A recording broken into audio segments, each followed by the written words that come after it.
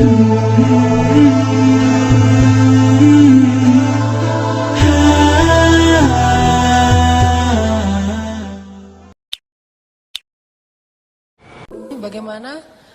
keadaan orang-orang yang tidak mau berhijrah nanti di akhirat?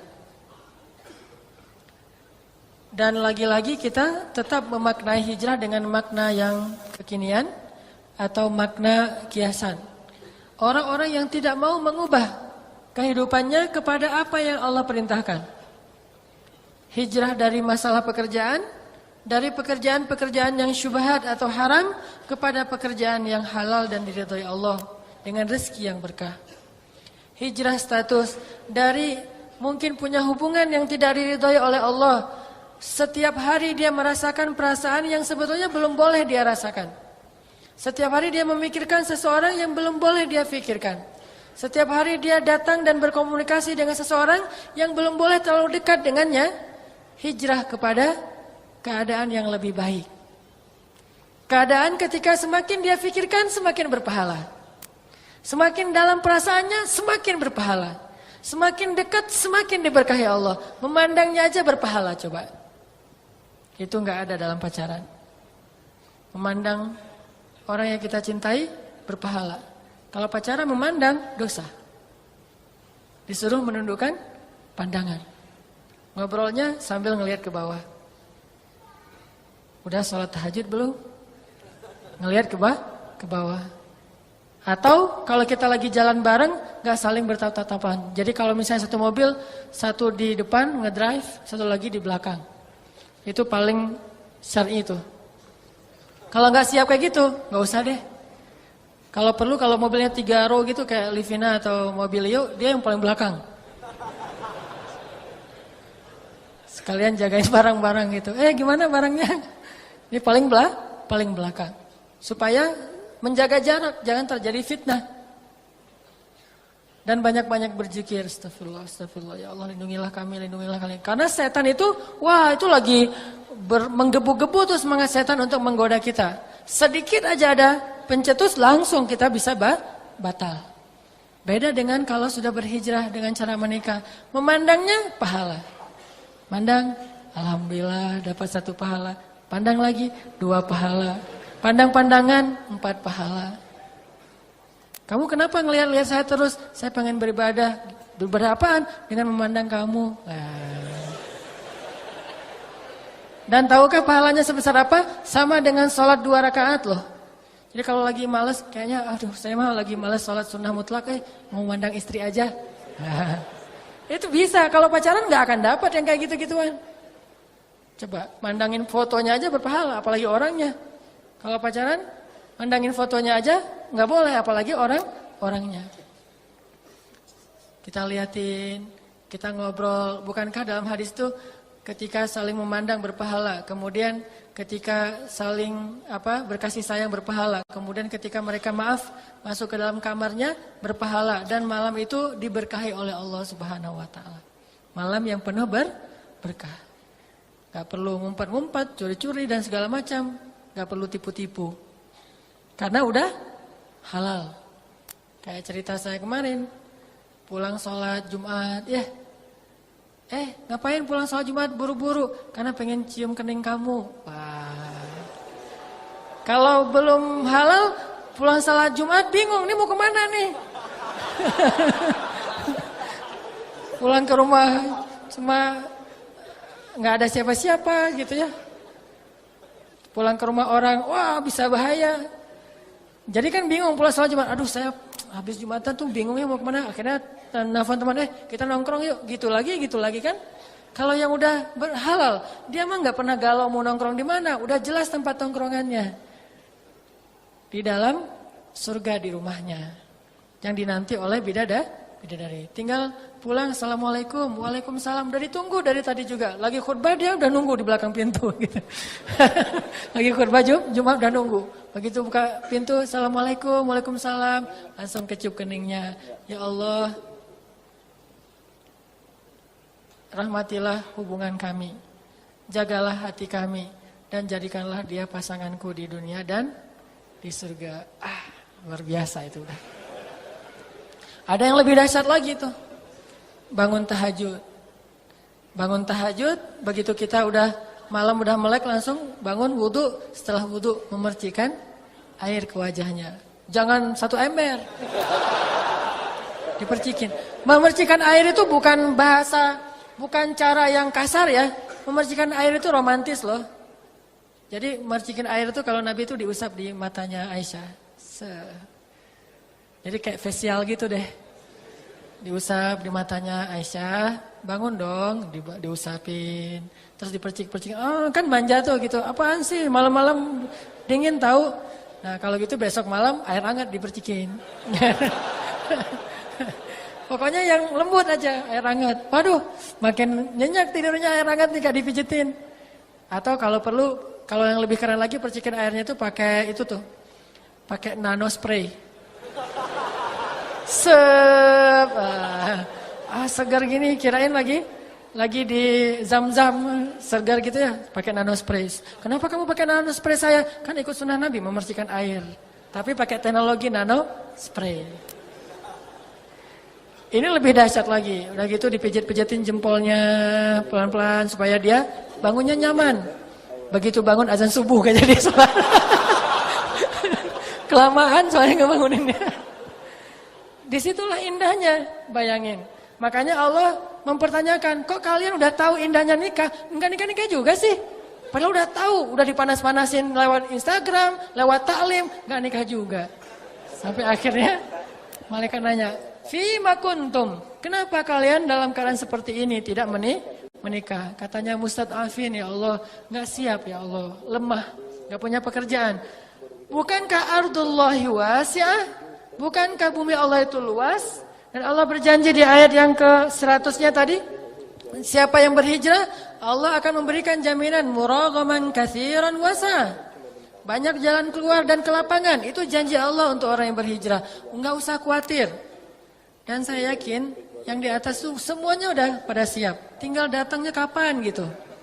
Mereka udah siap dari dulu juga. Ya teh. Dari dulu juga, kapan Ustaz kalau nggak ada yang datang? Kan nggak mungkin mereka datang duluan.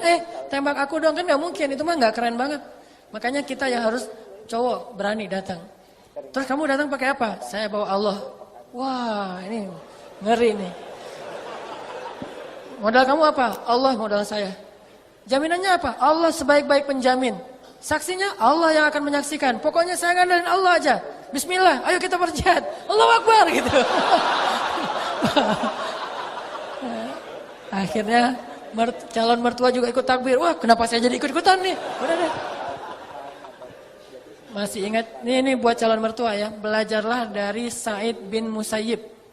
Sa'id bin Musayyib itu satu dari 7 ulama Madinah di masa tabi'in. Beliau tuh senang banget dengan orang yang ahli masjid, terutama anak muda yang rajin ke masjid, ikut talim itu senang banget. Bahkan dihafal wajah-wajahnya.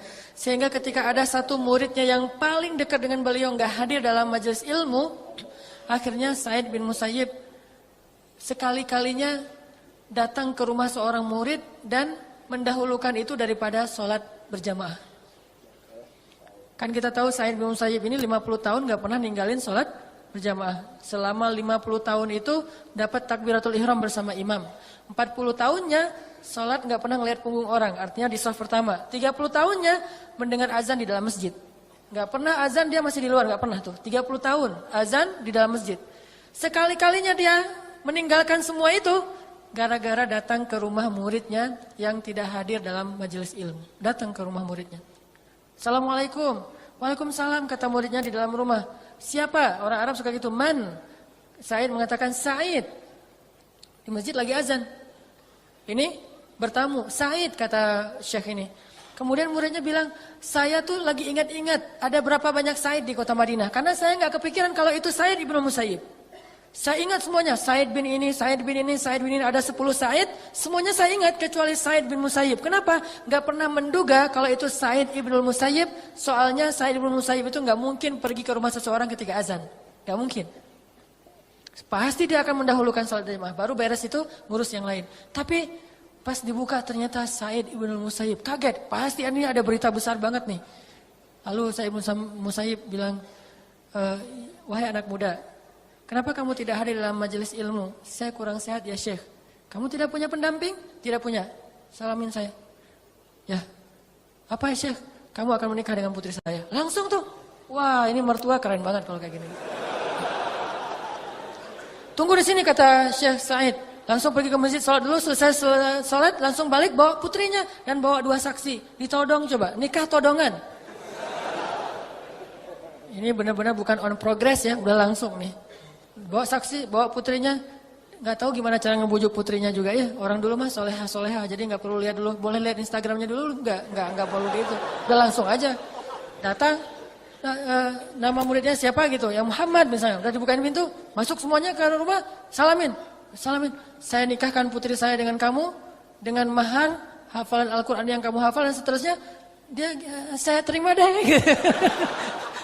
Saya terima. Mungkin awal-awalnya dia masih kagok-kagok gitu. Saksi-saksi bilang, sah nggak? Tidak sah. Kenapa? Soalnya nggak bersambung kan gitu ya, suka gitu ya. Makanya pas nikah saya mah juga karena takut nggak sah. Udah modalnya kurang, nggak sah pula kan. Ya udah saya pakai teks aja deh. Ustadz menikahnya pakai teks loh. Jadi pas saya terima nikahnya, ntar nih di scroll dulu. Jadi saya langsung mengakadkan putrinya, kemudian diterima hari itu juga dia nikahkan putrinya dengan muridnya. Gampang urusannya. Gak bertele-tele ya, bikin kartu undangan dulu, ikhtilaf dulu warna kartu undangan. Yang cewek pengennya girly warna pink, yang cowok pengen street warnanya hitam abu-abu. Terus yang mertua pengen misalnya di gedung ini, yang kita pengennya di gedung itu. Lama sekali prosesnya. Untuk berhijrah saja lama. Allah mengatakan muraghaman katsira, banyak kemudahan. Wasa'ah, banyak kelapangan. Allah itu melapangkan kita untuk berhijrah. Tinggal hijrah aja. Ganti aja status. Saya sering bilang nikah itu sebetulnya bukan masalah sama sekali. Bukan masalah sama sekali. Jadi orang gak perlu mempertimbangkan untuk nikah. Hanya perlu memilih. Mempertimbangkan mah gak perlu. Memilih aja. Ini nikah gak ya? Nikah ya gak usah nikah. Cuma tinggal pilih. Memilih dengan istikharah, minta istiftah kepada Allah, ya Allah, ikatkan hati saya kepada orang yang tepat. Segampang itu sebetulnya. Datang aja. Orang kita niatnya pengen ibadah kan? Assalamualaikum, waalaikumsalam. Ada apa ya dek? Saya pengen ibadah pak. Hah? Ibadah gimana dek? Boleh saya duduk dulu pak? Kita bicara baik-baik secara kekeluargaan. Daripada kalau berdiri kan orang gampang emosi ya. Duduk aja pak. Pak, mangga minum dulu pak gitu. Rumah siapa gitu ya. Ini kepedean banget nih calon menantu nih. Udah tinggal nikah doang. Nikah mah cuma akad kayak gitu udah selesai. Kalau perlu nikah duluan baru resepsinya ntar dipikirin bareng-bareng. Saya dulu ketika di Kairo nikahnya resepsinya sekitar 6 bulan setelah kita nikah. Yang penting nikah aja dulu. Kita jalan-jalan kayak 99 cahaya di langit Eropa gitu deh. Kan nikahnya di luar negeri tuh. Nikahnya pun saya di Mekah, istri saya di Kairo. Jadi nikahnya enggak barengan. Istri saya di Kairo nunggu-nunggu gitu. Siangnya dia tanya, nanti malam jadi, sabar ya gitu. Lalu telepon ya. Saya udah di Saudi waktu itu lagi haji.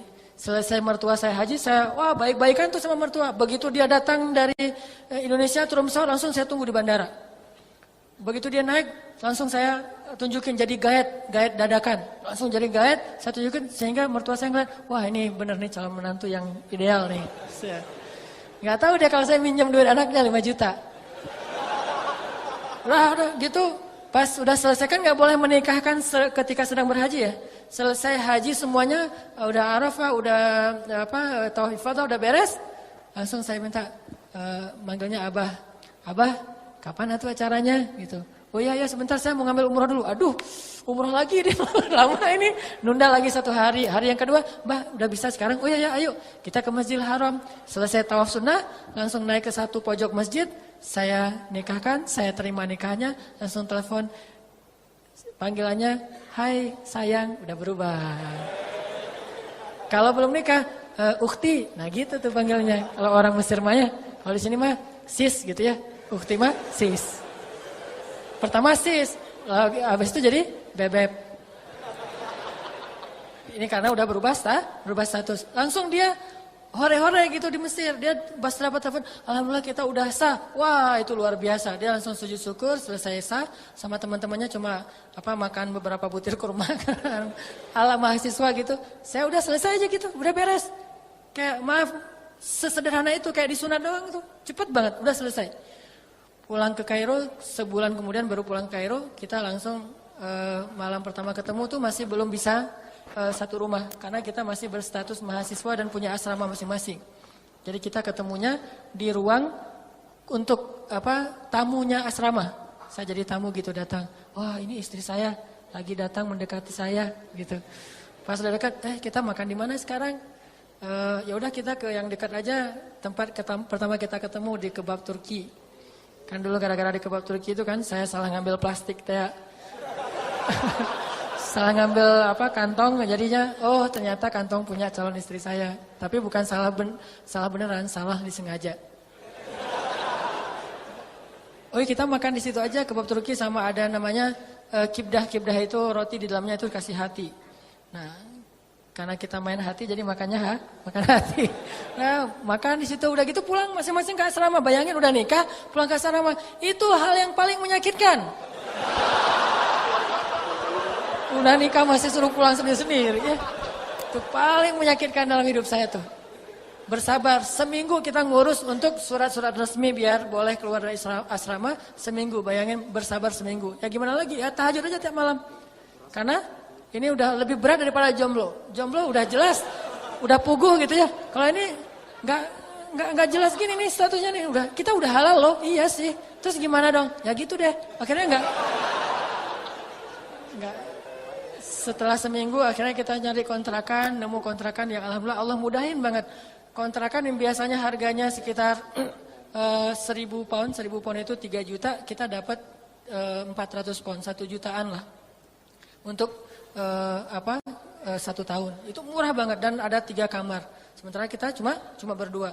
Udah aja pas masuk kontrakan kita dimudahin banget sama Allah, udah jalan-jalan keliling-keliling Kairo, ke Hurghada, ke Alexandria, ke Benteng Salahuddin, ke benteng ceritanya. Terus ke piramid, wah keliling-keliling aja sampai ada adegan kejar-kejaran tram gitu kayak MRT kalau di Singapura. Jadi karena memang kita baru awal nikah, belum terlalu kenal karakternya. Saya orang Aceh lagi waktu itu masih Aceh banget lah ya, masih ngomongnya mah belak-belakan, jelep gitu. Dia orang Jawa yang ada tata keramanya. Pas saya ngomong menurut saya nggak kasar, menurut dia kasar. Kok ngomongnya gitu sih? Apaan? Emang ada apa gitu? Saya nggak ngerasa kalau saya salah. Emang masalahnya apa? Dosa saya apa? Kayak gitu-gitu. Sosok sinetron gitu deh. Dosa saya apa? Kamu nggak tahu dosa kamu? Udah kamu gitu panjang akhirnya. Udah aja, padahal waktu itu mau ke kebun binatang. Akhirnya dia naik kereta, kebetulan keretanya itu bukan MRT yang cepat kayak di Singapura. Dia kereta dalam kota yang lambat banget gitu. Jadi kita jalan juga sama dengan dia. Cuman kan malah saking lambatnya tuh. Mungkin kalau di film-film di Jerman juga ada kereta kayak gitu yang di tengah kota lambat. Nah naik itu udah di gerbong paling depan. Saya kan di belakang, tadi masih ngambek-ngambek gitu. Akhirnya aduh ketinggalan sendiri. Kejar juga. Kejar tapi gerbong belakang. Jadi kita di jendela gini-ginian. Lihatin. Dia turun gak ya? Dia turun gak ya? Kalau dia turun saya turun. Kalau dia gak turun saya tungguin. Begitu dia turun saya langsung turun.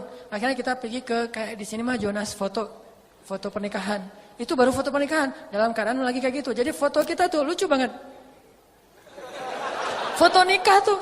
Orang lagi bahagia tapi wajahnya bete gara-gara tadi ada yang keliru. Terus kita jalan lagi lihat Sungai Nil, kemudian makan jagung bakar di pesisir Sungai Nil. Wah, 99 cahaya langit Eropa. Saya nonton itu, saya mau udah ngalamin. Sesederhana itu. Tapi alhamdulillah Allah kasih rezeki karena saya di Saudi juga selain haji juga jadi pekerja. Karena semangat nikah teh kerjanya apa? Jadi kuli travel. Ngangkut koper jamaah haji, saya angkutin. Dulu saya nggak gini, lumayan dulu tuh mah. Karena sering ngangkut koper, ngangkut koper yang beratnya itu paling sedikit 25 kilo kan. Ngangkut ke lantai 5, nggak boleh pakai lift karena lift buat jamaah. Jadi kita pakai tangga naik, ngangkutin, turun lagi. Kalau lagi ada jamaah yang membludak, kita ngambil tempat tidur yang dari besi itu. Dan itu dibawa sendiri. Bayangin tempat tidur besi itu bawa sendiri. Oh, pelan-pelan naik tangga jam 2 malam. Datangnya Mak Haji, ayo bangun. Angkat tempat tidur, angkat. Demi mengubah status hijrah.